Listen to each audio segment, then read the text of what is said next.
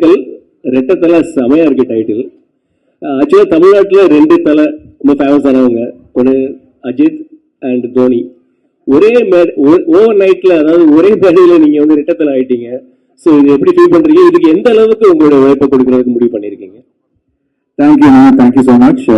Title ரொம்ப நல்லா இருக்குன்னு சொன்னதுக்கு ரொம்ப ரொம்ப நன்றி. நாங்கள் எல்லாருமே இந்த டைட்டில் கேட்டோம்னா அவ்வளோ ஒரு எக்ஸைட்டட் ஆனோம். நீங்கள் சொன்ன மாதிரி தலைன்றது something it's a very very powerful, தமிழ்நாட்டில் ஒரு பவர்ஃபுல் வேர்ட். ஸோ இந்த கதை வந்து ஆக்சுவலாக it needed that powerful title. ஏன்னா அந்த 2 கேரக்டர்ஸுமே அந்த மாதிரி அமைச்சிருக்காரு திருக்குமரன் சார். நிறைய ஒர்க் பண்ண வேண்டியது இருக்கு. இப்போ நீங்க இந்த ஃபர்ஸ்ட் லுக்ல பார்க்கும் போது உங்களுக்கு தெரியும். ஸோ ஒவ்வொரு விஷயமும் மெனக்கடல் இருக்கு இந்த படத்துல.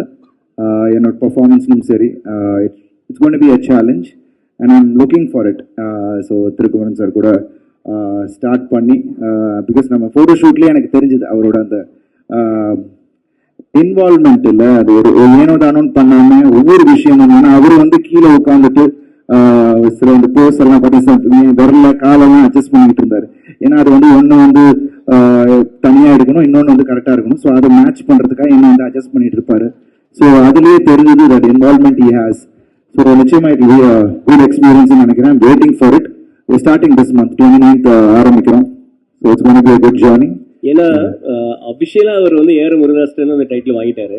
பட் அன்அபிஷியலா நீங்க ஜஸ்டிஃபை பண்ணணும் இந்த டைட்டிலுக்கு. அது நிச்சயமா அதுக்கு தான் நாங்கள் உழைக்க போறோம். And thank you Murugadoss sir.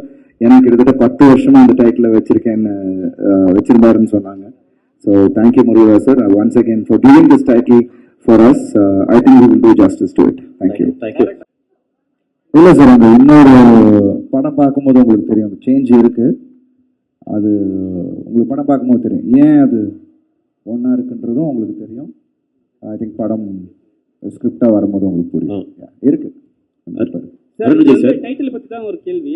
என்ன சொல்லிட்டீங்க என்னன்னா, இது வந்து தலை அஜித் கூட வந்து நீங்கள் நடித்த ஒரு படம் ஒன்று இருக்குது சரிங்களா. அதில் வந்து நீங்கள் கொஞ்சம் டவுனில் இருந்தீங்க, ஆனால் அவர் கூட நடித்த பிறகு வேறு லெவல் ஆகிட்டீங்க. அவருக்கு எவ்வளோ ஃபேன் பேஸ் இருக்கோ அதே மாதிரி உங்கள் லெவலும் இப்போ அதிகமாகிடுச்சு சரிங்களா. இப்போ அதனால வந்து தலைன்னு போட்டால் படம் வந்து நல்லா எடுத்துக்கும், அவங்க தலை ரசிகர்லாம் வந்து நம்ம கவர் பண்ணலான்னு சொல்லிட்டு ஒரு பிளானில் பண்ணுறீங்களா? அது வந்து அவர்கிட்ட கேளுங்க. அது அப்படி கிடையவே கிடையாது. ஏன்னா இது வந்து படத்துக்கான ஒரு டைட்டில். ஸோ நிச்சயமாக ஐ திங்க் அது வந்து நீங்கள் படம் பார்க்கும்போது அந்த படமே சொல்லும், அதுக்கான ஒரு விஷயத்த சொல்லும். ஸோ அஃப்கோர்ஸ் நீங்கள் சொன்ன மாதிரி ஒரு ஸ்டேஜுக்கு அப்புறம் பல ஃபேன்ஸ் ஸ்டார்டட் லைக்கிங் மீ. என்னை வந்து விரும்ப ஆரம்பித்தாங்க, என்னை வந்து ஆதரித்தாங்க.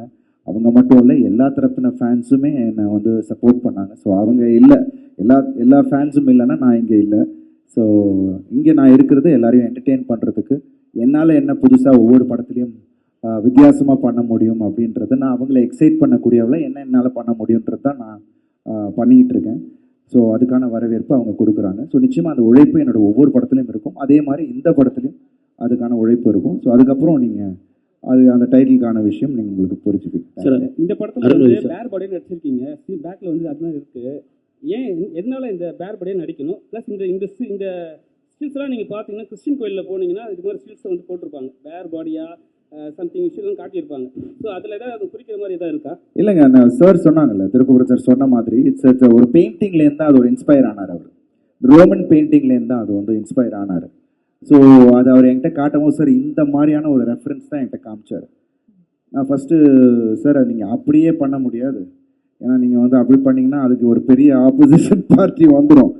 அதை ஒரு மறைமுகமாக நம்ம ஒரு விஷயம் ஒன்று பண்ணுவோம்னு சொல்லிட்டு தான் வெங்கட்ராம் சார் ஷூட் பண்ணார். அண்ட் இன்னைக்கு இந்த அவுட்புட் அதனால கிடைச்ச ஒரு விஷயம். அண்டு 2 பேர் சொன்னார்ல, 2 மிருகங்கள் சண்டை போடுற மாதிரி இருக்கணும்னு சொல்லி ஐ ஃபெல்ட் அது ஒன்று கிடச்சிச்சு இந்த ஃபர்ஸ்ட் லுக்கில். ஸோ இன்றைக்கி நீங்கள் அப்ரிஷியேட் பண்ணி அதை பற்றி பேசும்போது ரொம்ப சந்தோஷமாக இருக்குது. இன்றைக்கி ஆடியன்ஸ் இன்றைக்கி ரிலீஸ் ஆகிருக்கு. இன்றைக்கி நான் இன்னும் ஃபோனை ஓப்பன் பண்ண தான் தெரியும் அதோட comments. So thank you for that. Thank you.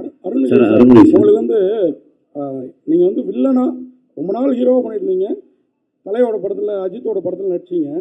அவர்கிட்ட இப்போ ரெட்டத்தலைங்கிற அந்த டைட்டில் பார்த்தோன்னே உங்களுக்கு கால் வரும் அப்படின்னு நினைக்கிறீங்களா? ஏன்னா அவருக்காக நீங்கள் வந்து உங்கள் கேட்டர்லேருந்து இறங்கி நடிச்சு கொடுத்தீங்க வில்லனா. ஆனால் அது உங்களுக்கு நல்ல பேர் அவர் சொன்ன மாதிரி ஏற்படுத்தி தந்தது. இப்போது தலை இதை எப்படி எடுத்துப்பார், அதாவது அஜித் எப்படி எடுத்துப்பார், உங்களுக்கு அந்த ஃபோன் பாராட்டு வரும் அந்த டைட்டில் பார்த்தோன்னே? ஏன்னா எனக்கு தோணுச்சு பார்த்தோன்னே, ஏன்னா அஜித்தும் உங்களை மாதிரி ஒரு நல்ல ஹியூமன் பீயிங், எப்படி எதிர்பார்க்குறீங்க? நிச்சயமாக அவர் I think first look appreciate பண்ணுவார். பார்த்துருந்தா கண்டிப்பாக அதை அப்ரிஷியேட் பண்ணுவாருன்னு நான் நினைக்கிறேன். அண்ட் அஃப்கோர்ஸ் டைட்டில் பார்த்தோன்னே அவர் டக்குன்னு ஒன்று யோசிப்பார், ஓ பரவாயில்லையே அப்படின்னு ஏதோ யோசிச்சிருப்பாருன்னு நினைக்கிறேன். பட் படம் வரும்போது I'm sure it will be appreciated and சந்தோஷமாக இருக்குது அண்ட் ஜஸ்டிஸ் பண்ணுவோன்னு நம்புகிறேன். டேரக்டர் சார் இல்லை, இதில் வந்து ரெட்டத்தலை தானியா ஹோப்பு கூட இருக்கிற தலைக்கு அதிக ரொமான்ஸ் சீனா இல்லை? அப்பா அம்மா சாரி சித்தி, ஏன்னா அவங்க பேரை மனப்பாடம் பண்ணுது, இவங்கள நல்லா தெரியும். தானியா ரவிச்சந்திரன் அவங்க கூட உள்ள தலைக்கு ரொமான்ஸ் ஜாஸ்தியா, சித்தி கூட உள்ள தலைக்கு ரொமான்ஸ் ஜாஸ்தியா? ஏன்னா நீங்கள் மிருகன் வேற சொல்லிட்டீங்க ரெண்டு பேருமே, அதாவது ரெண்டு தலையுமே. யார் கூட ரொமான்ஸ்? ஏன்னா இங்கே வீரம் நல்லா தெரியுது ஸ்க்ரீன்லேயே, ரொமான்ஸ் யார் கூட ஜாஸ்தி? இவ்வளவு கேள்விக்கு பதில் சொல்ற அளவுக்கு நான் படிக்கலைங்க, கஷ்டமானதாக இருக்கு. Sir Arunji sir, one more question. சரிங்க சார், நீங்கள் ஒரு ஃபிட்னஸ் ஃப்ரீக்கு, ஸோ உங்களுக்கு வந்து ஃபிட்னஸில் இவங்க தான் ரொம்ப இன்ஸ்பிரேஷன் அப்படின்னா யார் சார்? அண்ட் வந்து உங்களுடைய கேரக்டர்லேருந்து ஓமை டாக் படத்தில் இருக்கட்டும், உல்வரின் ஹியூ ஜாக்மனோட அந்த ரெஃபரன்ஸ் வந்து இருக்கும். அதே மாதிரி என்ன இருந்தாலே நீங்கள் சவுட் பண்ணுறதா இருக்கட்டும், சில ரன்னிங்காக இருக்கட்டும், அதெல்லாம் பார்க்கும்போது எங்கேயோ அதுதான் இருக்கும் அப்படின்ற ஒரு சின்ன ஒரு இன்ஸ்பிரேஷன் இருக்கும்னு தோணுச்சு. ரைட்டா? உங்களுடைய ஃபிட்னஸ் ஃப்ரீக்கு யார் இன்ஸ்பிரேஷன்? இல்லை, இன்ஸ்பிரேஷன் அப்பாவே இருக்காங்க. நீங்கள் காளி படம்லாம் பார்த்துருக்கீங்கல்ல, அப்பா ரஜினி சார் பண்ண படத்துலலாம் அவங்க அப்படி யூஸ் டு ஒர்க் அவுட். இன்னமும் நான் வந்து அப்பாவோட டம்பிள், அதாவது நம்ம நார்மல் டம்பிள் இல்லை, அந்த காஸ்ட் பண்ணுவாங்கள்ல, அயனில் இருக்கும், ஒரு ஃபுல் மோல்டு வச்சு ஒன்று, அது 2 வச்சு பண்ணுவாங்க. அவங்களோட கரலகட்டெல்லாம் வீட்டில் இருக்கும் அந்த டைம். ஸோ நிறைய பேர் இன்ஸ்பிரேஷனாக இருக்குங்க. எம்ஜிஆர் சார் வாஸ் அந்த டைம்லேருந்தே அவரோட ஃபிசிக்கை பார்த்து ரசித்தவங்க நிறைய பேர் இருக்காங்க. ஸோ அதுலேருந்து நிறைய பேர் இருக்காங்க. ஒரு காலகட்டத்திலையும் ஒருத்தர் கமல் சார் பயங்கரமான ஒரு இன்ஸ்பிரேஷனாக இருந்திருக்காங்க. பட் நான் வந்து இன்ஸ்பயர் ஆனது ரித்திக் ரோஷன். அண்ட் இங்கே நம்ம பாலிவுட்டில் சொல்லணுன்னா அவர், because I really liked the way he was presented. அவர் ஃபர்ஸ்ட் படத்துலேயே அவர் வந்த விஷயம், ஏன்னா அதெல்லாம் நான் என்ட்ராகிறதுக்கு முன்னாடி அது நடந்தது. ஸோ அப்போ அது ஒரு பெரிய இதுவாக பேசிகிட்டு இருந்தாங்க. ஸோ அதுலேருந்து எனக்கு முன்னாடிலேருந்தே எனக்கு ஃபிசிக்கல் ஆக்டிவிட்டீஸ்லேயும் உடம்பு நல்லா வச்சுக்கணுன்றதுலேயும் எனக்கு வந்து இன்ஸ்பிரேஷன் இங்கே வீட்டில் இருக்கும் போது. ஸோ அது ஒரு இதுவாக ஆயிடுச்சு எனக்கு.